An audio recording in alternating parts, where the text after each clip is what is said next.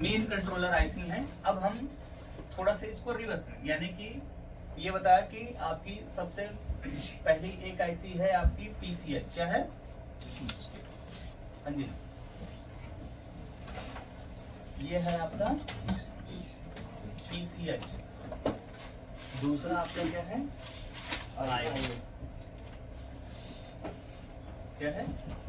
IO. Clear? सो ये है आपका पीसीएच। क्या है? पीसीएच। अब आपने सबसे पहले पावर फॉर्मेशन पढ़ा था, पावर एसआरसी। क्या पढ़ा था?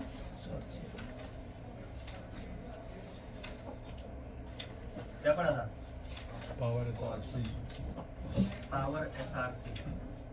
किसी को इसका नाम पावर एसआरसी भी हो सकता है, डीसी बैटरी आउट भी हो सकता है, डीसी बैट आउट, या बी प्लस प्लस, या बी प्लस, या वी इन, या ये बी प्लस प्लस भी होता है, या प्लस वी इन हो सकता है। किसी को कोई डाउट इसमें? ठीक है। कहाँ बनता है, कैसे बनता है, दोनों कॉमन पॉइंट्स क्लियर समझ आ गया है? First MOSFET, second MOSFET, third MOSFET, charging IC, gate control. अगर मॉसफेट पी टाइप के हैं तो लोअर सप्लाई चाहिए, एन टाइप के हैं तो higher supply. Higher supply charging IC खुद भी दे सकती है या ड्राइवर आईसी के थ्रू भी दिला सकती है। ये पूरा क्लियर सबके दिमाग में है? इसके बाद हमने पढ़ा था प्लस 3 वोल्ट VL बोलते हैं, या प्लस 3.3 वोल्ट इसको बोलते हैं LDO। क्या बोलते हैं? LDO सप्लाई है। सर इसका नाम कई बार 3 वोल्ट ऑलवेज 2 भी लिखा होता है, लेकिन बनता पहले, लेकिन 2 लिखो। ठीक है, तो LDO सप्लाई आपको समझ आया? चालू कर दे बस। LDO सप्लाई, LDO सप्लाई आपके पीसीएच को भी जाती है, आईओ को भी जाती है, पूरे बोर्ड में डिस्ट्रीब्यूशन होता है, ये हमें पूरा पता है। उसके बाद बनता है आरटीसी वीसीसी। क्या बोलते हैं? RTC VCC. आरटीसी वीसीसी नाम बोलते ही, एलडीओ सप्लाई बोलते ही आपको तुरंत पता चल जाना चाहिए कि पावर एसआरसी 3.5 की आईसी में जाएगा वी इन, और 1 वोल्ट विनेबल एलडीओ जाएगा तो तुरंत वीरेस 3 के नाम से सप्लाई जनरेट हो जाती है। ये इमेज तुरंत दिमाग में आना चाहिए, है ना? पावर एसआरसी का नाम लेते ही तुरंत first MOSFET, second MOSFET, third MOSFET है, DC jack, control circuit, IO, ऊपर charging IC, first third MOSFET हो गए, 3 मॉसफेट हो गए, गेट कंट्रोल सप्लाई, ये पूरा आपको आ जाना चाहिए। वी इन, एसी डिटेक्ट, वीरेस 6, एसी ओके, एसी ड्राइव, है ना, बैटरी ड्राइव, ये पूरा दिमाग में एक बार में वो नाम लेते ही वो पूरा पिक्चर सामने। समझ रहे? जैसे हम लोग किसी भी डिश का खाने का नाम लेते, छोले भटूरे, तुरंत इमेज आ गया ना, बड़ा भटूरे। छोले पे पनीर का टुकड़ा मेरे को याद आ रहा है कि ढाबा वाला पनीर भी देता है एक टुकड़ा, नहीं तो बाकी तो खाली छोले छोले देते है कि नहीं? मुझे तो पूरा ही याद आ गया। गाजर का वो भी क्या कहते हैं, चटनी भी याद आ गई, मुंह में पानी भी आ गया। ठीक है, तो कोई भी चीज हम याद, ये तब तुरंत चेहरा समझ आ जाता है, या पूरी चीज तब एकदम से याद आ जाती है, क्योंकि हम वो लंबे टाइम से हम देख रहे होते हैं, वो एकदम बिल्कुल याद होता है ना? वैसे आरटीसी वीसीसी का नाम लेते ही तुरंत फटाफट एकदम पूरा हमारे दिमाग में पूरा बन गया। देखो इमेज कितना बन गया, DC in section, power SRC, LDO 3 volt formation, फिर एक डायोड से होके आरटीसी वीसीसी, नीचे से फिर एक सीएमओ सेल भी बन गया, डायोड, फिर है ना, फिर आरटीसी वीसीसी। अब आरटीसी वीसीसी सप्लाई भी 4 लाइनें भी जुड़ी हुई मुझे दिख रही है ना, RTC RST, SRTC RST, intruder, internal, BRM, enable. अच्छा नीचे कैपेसिटर वो दिख रहा है, क्रिस्टल भी दिख रहा है 32 किलो हर्ट्ज का, है ना, उसके साथ 1 मेगा ओम का 2 वाइट कैपेसिटर भी दिख रहे हैं मेरे को, पूरा बोर्ड ही दिखता है। समझ? तो यानी एक चीज का नाम लेते ही वो पूरा सेक्शन क्या हो जाना चाहिए, याद हो जाना चाहिए। वो कहाँ से बना है, कब बनेगा, उसके फॉर्मेशन में कौन कौन इन्वॉल्व हो रहे हैं, और ये क्यों बना है, किसको जाएगा। ठीक, हाँ। इसके बाद धीरे धीरे याद किया जाता कि कितने किस सेक्शन में, जैसे आरटीसी आरएसटी हैश पे कितने ओम का रजिस्टर लगा है, एसआरटीसी आरएसटी हैश पे कितने ओम का रजिस्टर लगा है, इंट्रूडर पे कितने ओम का। ये रजिस्टर जैसे जैसे आप याद करते जाएंगे ना, वैसे वैसे बिना स्कीमेटिक की बोर्ड रिपेयरिंग वाला स्किल आपका डेवलप होता चला जाएगा। समझ रहे? हम लोग को लगभग हर एक सेक्शन पे, जैसे हमने आपको बताया है कि आपका चार्जिंग आइसिंग अगर आपने पहले अभी पढ़ा है तो आपको बताया कि वी इन पर जनरली 10 ओम का या 20 ओम का रजिस्टर लगा होता है, चौड़ा चपटा लगा होता है। एसी डिटेक्ट की वैल्यू इस तरीके से होनी चाहिए कि वहां पे 2.7 वोल्ट 2.8 वोल्ट मिलती है। और हाँ, और एसीपी एसीएन या एसी ड्राइव पे 4.02 किलो ओम का रजिस्टर या 4.2 किलो ओम का रजिस्टर, एसीपी एसीएन पे 10 ओम या 2 ओम का लगा होता है ना। तो ये सारी चीजें क्या रखते हैं, याद रखने की कोशिश की जाती है। तो कई बार जब बोर्ड नहीं भी होगा ना, स्कीमेटिक्स नहीं भी होगा, तब भी आप आपके दिमाग में ये स्कीमेटिक, ये डेटा स्कीमेटिक ही तो है, ठीक है। आरटीसी वीसीसी, इसके बाद हमने बताया था ट्रिगर लॉजिक। क्या बताया था? Trigger logic. ट्रिगर लॉजिक से पहले हमने आईओ की रिक्वायरमेंट और पीसीएच की रिक्वायरमेंट, है ना, ये पूरा हम पढ़ चुके थे। आरटीसी पीसीएच की रिक्वायरमेंट हुई आरटीसी सेक्शन, और आईओ की requirement, basic requirement of IO पढ़ा था हमने। ट्रिगर लॉजिक, ट्रिगर लॉजिक में हमने बहुत ही इंपॉर्टेंट सिग्नल्स पढ़े थे, है ना, जो यहाँ पे आपने पढ़ा था। यहाँ से सिग्नल्स जनरेट हुए थे, 3 सिग्नल्स आपने देखा था पहले, SLP_S5#, है ना, या हाँ जी, उससे पहले बल्कि देखा जाए तो सस क्लॉक, है ना, SLP5, SLP_S4 है, और SLP_S3 है। ये इंपॉर्टेंट सिग्नल्स आपने पढ़ा था। तो देखिए, सबसे पहले इसके बिहाफ पे अगर हम बात करें तो आईओ ने यहाँ से क्या सिग्नल भेजा था? EC on. क्या भेजा था? EC ऑन या ऑलवेज ऑन, है ना, या कह सकते हैं S5 ऑन। और ये इनेबल सिग्नल बन के गया था 3-5 की आईसी। किसमें गया था? 3-5 के इनेबल, 5 वोल्ट की आईसी, ठीक है। इसमें से तो 2 सप्लाई पहले भी बन रही थी, वीरेस 3, है ना, 3 वोल्ट एलडीओ और 5 वोल्ट एलडीओ, ये पिन से था। और 2 सप्लाई यहाँ से बनेगी कॉइल पे, प्लस 3.3 वोल्ट S5 और प्लस 5.0 वोल्ट S5। यही बाद में कन्वर्ट हो जाता है, यही कन्वर्ट होगा प्लस 3.3 वोल्ट पीसीएच के पावर, ठीक है। ये क्या होगा? कन्वर्ट होगा। और ये जाकर के इसको दिया गया होता है, वैसे इसको दिया गया होता है प्लस 3.3 वोल्ट पीसीएच, है ना। इससे पहले अगर हम बात करें तो इसको आरटीसी वीसीसी भी मिला होता है, और प्लस 3.3 वोल्ट एलडीओ भी डायरेक्ट मिल चुका होता है, जनरली बात करते हैं ना। तो इससे 3-5 की पावर बनी। कौन सी बनी? 3-5 की पावर, ठीक है। इसके बाद रैम रेगुलेटर होता है। क्या होता है? रैम रेगुलेटर, ठीक है। इस पे 2 इनेबल आती है। एक तो SLP4 के बिहाफ पे S4 ऑन भी हो सकता है, और साथ के साथ इसमें हो सकता है S3 ऑन। 2 इनेबल सिग्नल होता है। क्या होता है? 2, इनेबल 1 और इनेबल 2। S3 ऑन किसके बिहाफ पे है? S3 के बिहाफ पे। S4 ऑन, समझ आया? हाँ जी, ये ब्लॉक डायग्राम आगे हम पढ़ेंगे। तो इससे जो पावर, एक तो कॉइल पे पावर बनेगी S1 के, इसके बिहाफ पे जो कॉइल पे पावर बनेगी वो रैम की पावर बनेगी। कौन सी बनेगी? रैम पावर S4 बनती है। और एक पिन से निकलेगी, ये तो कॉइल से बना ना, और पिन से निकलती है जिसको बोलते हैं VTT मेमोरी पावर। क्या बोलते हैं? Memory power. ये half of the RAM power होती है, ठीक है।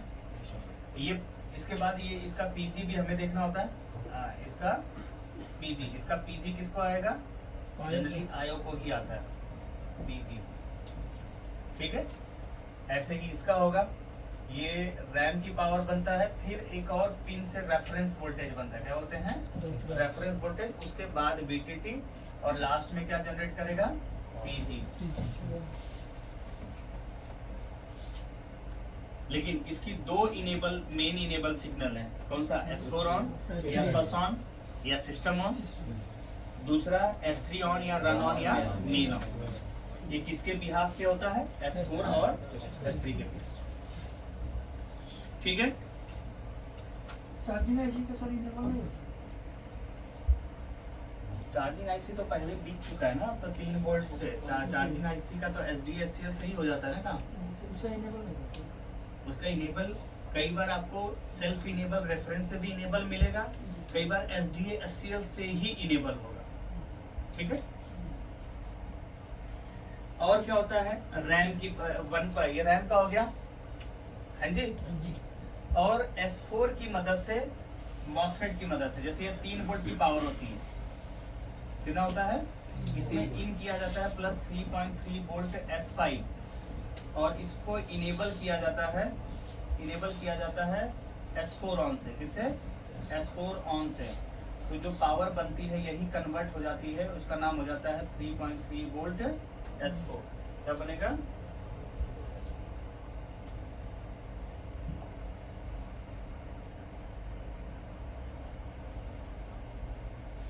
इसको स्विच पावर करते हैं। 3.3 वोल्ट S4 पावर। और ऐसे ही 5 वोल्ट की भी पावर बनेगी। ऐसे ही 5 वोल्ट यहाँ डाला हमने, 5 वोल्ट S5, इसको इनेबल कराया और यही कन्वर्ट हो जाएगी प्लस 5 वोल्ट S4 में। इसकी इनेबल क्या होगी? S4 on. ठीक है। या सस ऑन।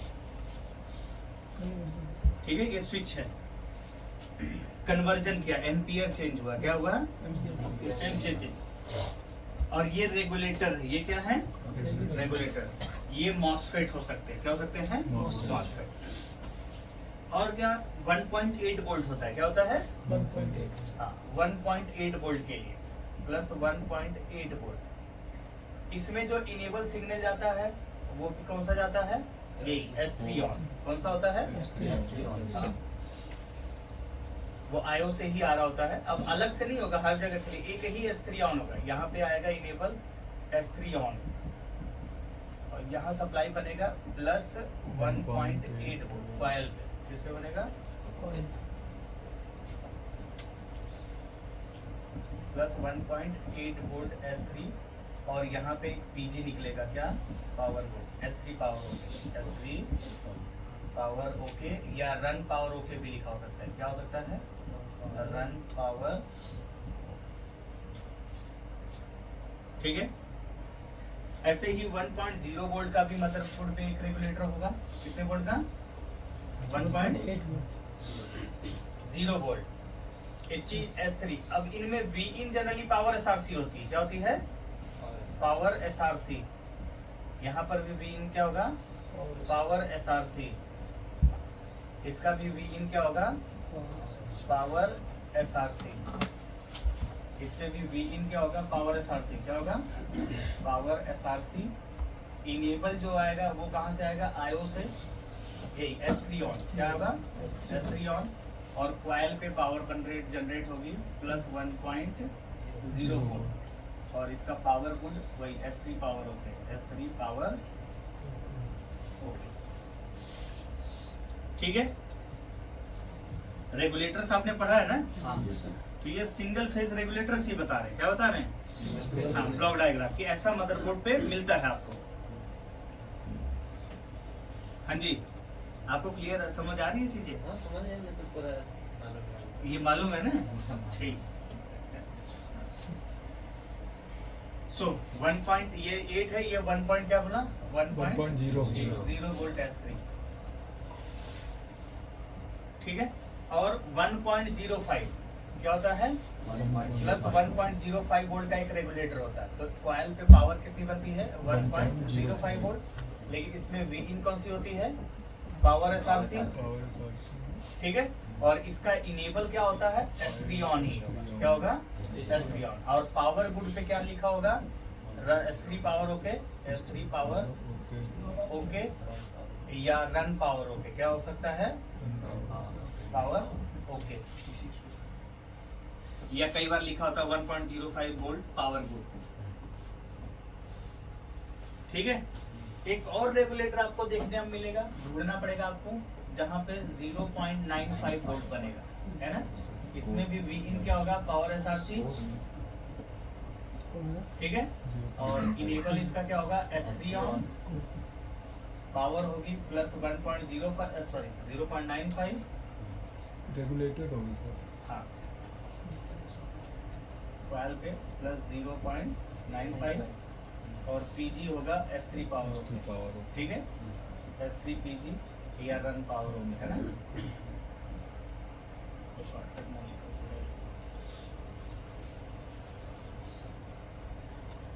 S3 पावर ओके या रन पावर,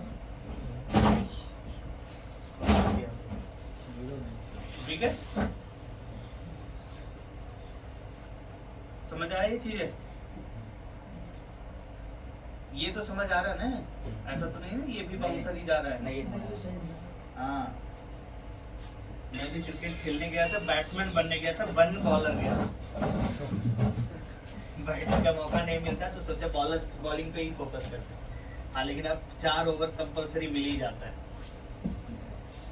ठीक है। किसी जमाने में ओपनर बैट्समैन हुआ करते थे, कप्तान हुआ करते, दूसरी टीम में जाके बॉलर बन गए। हाँ, लेकिन बाउंसर नहीं फेंकता, समझ रहे हो ना। तो यहाँ पर भी कोई बॉल ऐसी नहीं होनी चाहिए जो आपसे टच ना हो। बहुत सिंपल बॉल फेंक रहे हैं आपको, ठीक। नहीं समझ आएगा तो पूछना। ये आपको ना आगे सारी चीजें रास्ता क्लियर कर रहे हैं कि सबसे पहले क्या बन गया, 3-5 की कॉइल, 3-5 वाला रेगुलेटर ऑन हुआ।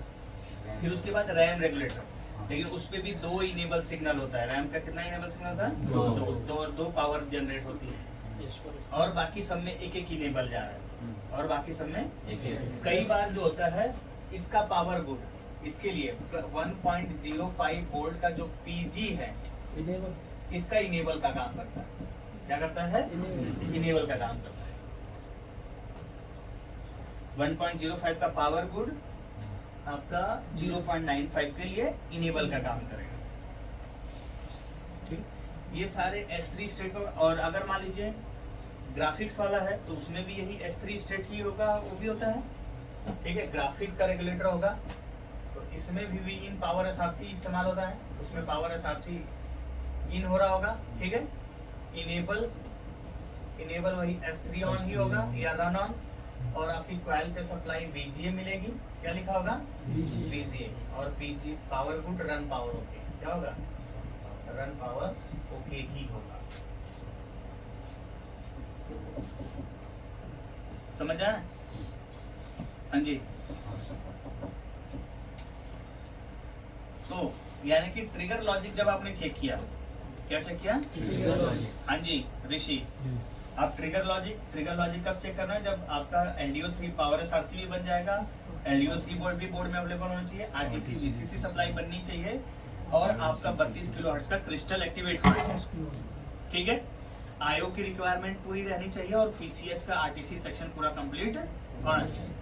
अब इसके बाद आप ट्रिगर लॉजिक चेक करोगे, ट्रिगर लॉजिक चेक करते ही, ठीक है, ट्रिगर लॉजिक में जैसे IO से वैसे RSM रीसेट आउट होता है, इधर के लिए क्या होता है, RSM RST हैश, है ना। और पावर बटन आउट, मुख्य रूप से क्या देखते हैं, पावर बटन आउट, ठीक है। ये दोनों इसको इन होगा तभी ये क्या करता है, आउट करता है ना। अब ये आउट करेगा तो उसके बाद ये IO ये 3 सिग्नल्स आउट कर रही होती है, S5 ऑन, ये S4 ऑन, S3 ऑन, और ये तीनों सिग्नल जगह जगह जो रेगुलेटर है उनको क्या करेंगे, इनेबल करेंगे। अब इसमें S5 ऑन तो ऑप्शनल भी बताया, या 3-5 का बनना ऑप्शनल भी बोल दिया हमने। 3-5 की IC LDO 3 वोल्ट से भी सेल्फ इनेबल हो सकती है, लेकिन रैम का रेगुलेटर सेल्फ इनेबल नहीं हो सकता। रैम रेगुलेटर तभी ऑन होता है जब उसको PCH वाला मेन सिग्नल SLP4 SLP3 मिलता है तब। और दोनों ही सिग्नल जो सबसे इंपॉर्टेंट है वो रैम रेगुलेटर से आप पता कर सकते हैं, उस पे 2 इनेबल सिग्नल दिया गया रहेगा। कितना इनेबल, दोनों ही SLP4 और SLP3, ये दोनों जो इंपॉर्टेंट सिग्नल है वो आकर के उसी से कनेक्ट मिलेंगे आपको, या IO के थ्रू उस पे आना चाहिए, IO के थ्रू, ठीक है। अगर SLP4 या SLP3 मिसिंग होता है या S4 ऑन या S3 ऑन नहीं आ रहा होता है तो हम रिवर्स में S4 S3 चेक करेंगे, हैश चेक करेंगे। अगर वो आ रहा फिर भी आयो नहीं आउट करी तो आयो प्रॉब्लम है। लेकिन ये अगर S4 ऑन और S3 ऑन मिसिंग है तो आप SLP4 SLP3 चेक करेंगे वो आ रहा है कि नहीं आ रहा है। अगर वो नहीं आ रहा है उससे पहले ट्रिगर लॉजिक में आपका 20-22 आइटम थे, नंबर्स हम लोगों ने चेक किया था। अगर वो सब आ रहा है तो PCH ही खराब, जो कि एक क्रिटिकल प्रॉब्लम में चला जाता है, एक एक्सपेंसिव रिपेयरिंग में चला जाता है। ठीक है, अब first second third fourth generation पे तो PCH अलग से लगी हुई है। HM 50, 55, 60, 65, 67 है ना, 77, 75, 77। तो ये PCH तो आप मार्केट से खरीदोगे 1000-1200 रुपए का मिल जाएगा। अदरवाइज थोड़ी मेहनत करोगे तो आप अगर जैसे हम लोग स्क्रैप बोर्ड रखते हैं तो PCH उसी में से किसी न किसी बोर्ड से चेक करके, कॉमर्शियल सीरीज या कोई दूसरे ग्राफिक कार्ड वाले मॉडल होते हैं। अब देखो जो ग्राफिक कार्ड वाले मॉडल होते हैं उसमें 90% चांस होता है कि ग्राफिक चिप खराब होती है। क्या खराब होती है? लेकिन बाकी सारे कंपोनेंट क्या होते हैं? ओके। ठीक है, तो उसकी PCH जब हमें पता चल गया, जैसे मुझे अभी बहुत सारे model N5110, N5010, 4110, MBX 266, MBX 224, ठीक है, ऐसे 50 मदरबोर्ड है जिनको देखते ही हाथ में पता है हमें कि इसमें ग्राफिक कार्ड वाले मॉडल है और ये फाइनल 3 साल 4 साल 5 साल बाद इसका ग्राफिक चिप ही खराब होता है। बाकी PCH हुआ, IO हुआ, BIOS हुआ, रेगुलेटर ऐसे सारे एकदम ओके होते हैं। अब इसमें एक बड़ी चिप PCH भी है। PCH ये हमें पता है कि ये ग्राफिक वाला MBX 266 है। इस पे जो हमारी PCH लगी है HM 70-75 जो भी है, ये हमें दूसरे बोर्ड में लगाने के लिए रिक्वायर्ड है जहां वो खराब है, तो हम उससे निकाल करके रिवॉल्व करके लगा सकते हैं। क्या कर सकते हैं? हाँ, अब ये समझ आया रिबॉलिंग का क्या मतलब है। रिबॉलिंग उसी आईसी को किया जाता है जो आईसी सही हो, उसको निकाल करके दूसरे पे लगा कर चला सकते हैं ना, या सेम बोर्ड पे लगा के चला सकते हैं। लेकिन आईसी पहले से खराब है तो उसको निकाल करके रिवॉल्व करके लगाओगे तो क्या दूसरे वाले बोर्ड पे चल पड़ेगा? नहीं। कई लोग गलत कंफ्यूजन ये होता है कि आईसी को रिवॉल्व कर देंगे तो चल पड़ेगा। ठीक है, और ये कंफ्यूजन सबसे ज्यादा क्रिएट किया है मोबाइल वालों ने। ठीक है, मोबाइल में मैक्सिमम देखते हो ना, आईसी को निकालते हैं, रिवॉल्व करते हैं, चालू लगा देते हैं, कहते हैं मशीन मोबाइल चल पड़ा।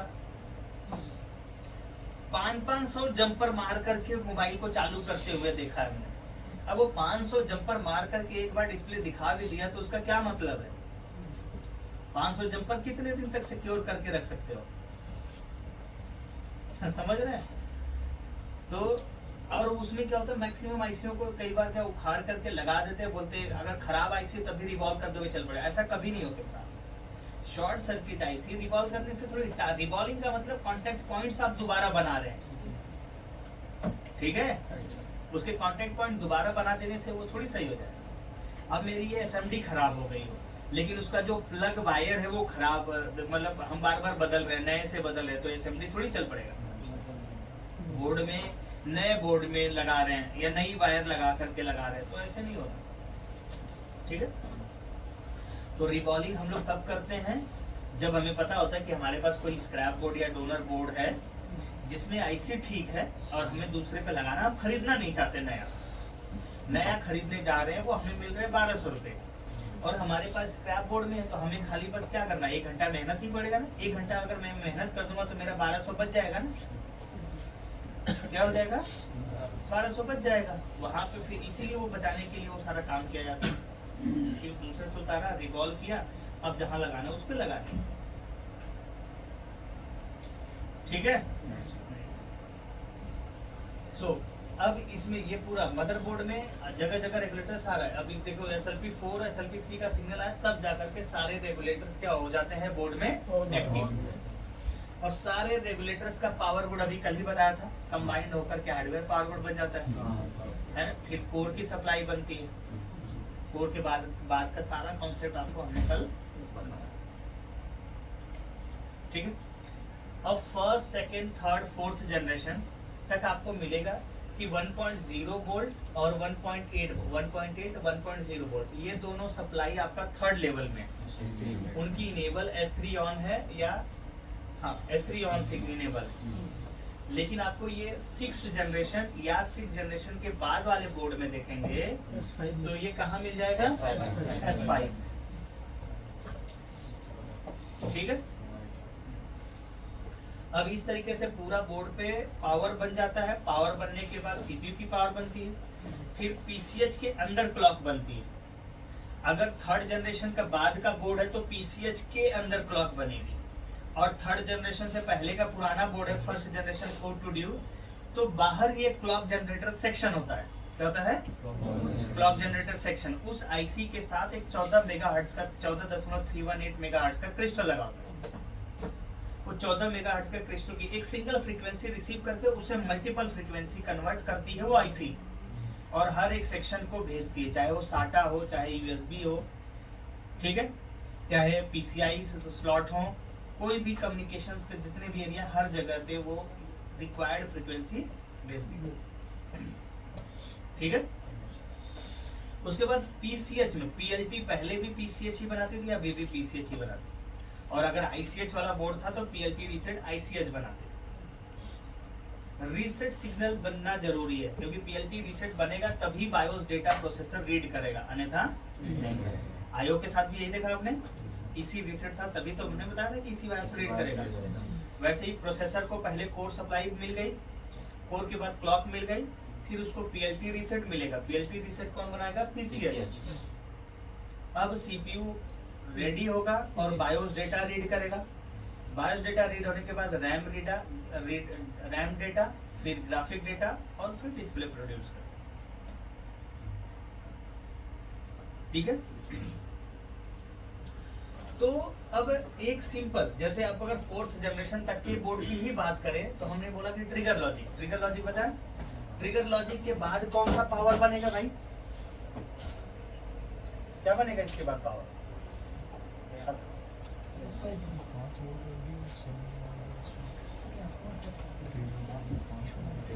डिस्प्ले लॉजिक कर ट्रिगर लॉजिक हुआ। ट्रिगर लॉजिक में अब सबसे पहले पावर कौन सा बना? 3.3 वोल्ट S5 है ना, कॉइल पे बना। फिर बना 3.3 वोल्ट पीसीएच की पावर, क्या बना? उसके बाद पावर बना 5.0 वोल्ट S5, राइट। उसके बाद फिर सप्लाई क्या बनेगी? कन्वर्जन वाला। कन्वर्जन वाले में 3.3 वोल्ट S4 पावर बनती है, फिर 5 वोल्ट S4 पावर बनती है। क्या बनती है? S4। और फिर रैम की पावर बनती है, रैम पावर अंडरस्कोर S4। ठीक है, इसके बाद फिर थर्ड लेवल में जाएंगे तो फिर 3 वोल्ट की सप्लाई 3.3 वोल्ट S3 में कन्वर्ट होती है। हाँ जी, 5 वोल्ट S, हाँ पेमेंट किसको क्या अभी करना है? कितना यही आएगा ना, हमारा नंबर डालना था नहीं, कीबोर्ड जो चलता है उस पर काम तो हम भेज देना, और मेरा नंबर भी उसका। और रैम की पावर जो ये S4 में बनी है, रैम की पावर का भी एक बार कन्वर्जन होता है S3। ये सारे पावर हो गए, कन्वर्जन पावर या कहीं कहीं ये पावर मिलेगी आपको। फिर 1.8 वोल्ट S3, 1.0 वोल्ट S3 है ना, 1.05 वोल्ट 05 वोल्ट S3 और प्लस 0.95 वोल्ट S3। ये सारी पावर बनेगी। ठीक है, ये सारा सीक्वेंस बता रहे क्या बन रहा है? सीक्वेंस। ये सारा पावर बन रहा है, तो ये सारा S3 का हो गया। और रन अगर ग्राफिक कार्ड है तो plus 3.3 volt VGA, 1.8 volt VGA, ठीक है। कई बार रैम की पावर का भी VGA होता है, रैम अंडरस्कोर VGA, चलो उसको छोड़ देते हैं, इतना ये दो तो बनेगा ही बनेगा। प्लस VGA कोर की पावर, ठीक है, और PCI 1.1 वोल्ट PCI VGA। इतनी पावर तो बनेगी किसके लिए? ग्राफिक्स के लिए। S3 में ही बनेगी ना सभी? हाँ, ये भी S3। अब ये वाला VGA वाला ना कई बार आपको S3 मिलेगा, कई बार S0 में भी मिल सकता है, कोर के बाद S0 में, क्योंकि डिस्प्ले लाने के लिए ही जरूरत है ना इसकी। हाँ, तो यहाँ तक ये सारी पावर बनने के बाद आपका फिर हार्डवेयर पावर कोड सिग्नल बनता है। क्या बनता है? ऑलवेज भी रहता है ना 15 वोल्ट ऑलवेज। वो यहीं पे पुराने बोर्डों में यहीं पे बन गया 15 volt always, 15 volt always S5 में ही बनना नए है। वाले बोर्ड नहीं है।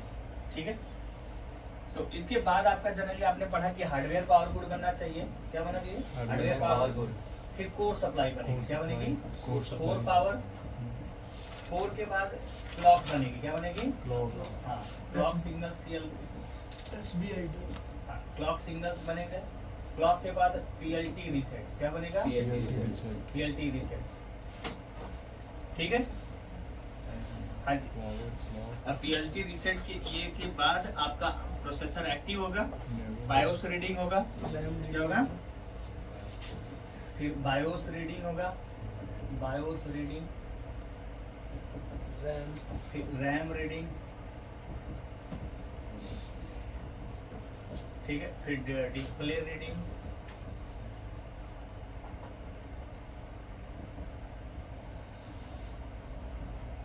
डिस्प्ले मतलब ग्राफिक्स। इसको डिस्प्ले की जगह क्या लिखते हैं? ग्राफिक्स, है ना।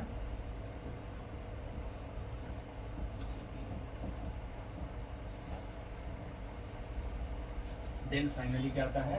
डिस्प्ले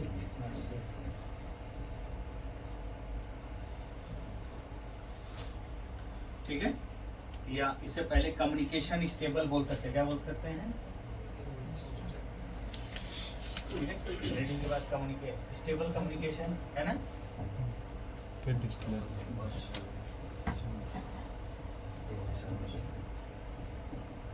सब कुछ एसएम बस जो लाइंस होंगी, SDA, SMB data, SMB clock, SMB data और एसएम क्लॉक। क्लॉक। अब SMB data, SMB clock, bat underscore SMB data, SMB clock. Bat लिख गया तो बैटरी के बीच का है। Touch pad SMB data, touch pad SMB clock, तो टच पैड और आईओ के बीच। ठीक है। हाँ भाऊ।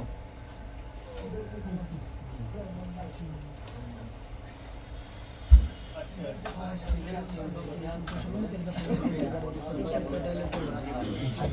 मैं बताता क्या था अभी हमने जो पढ़ा है ये उसके बारे में पढ़ा है। फिर भी पूछ वो तो डायलॉग ये नहीं पूछा था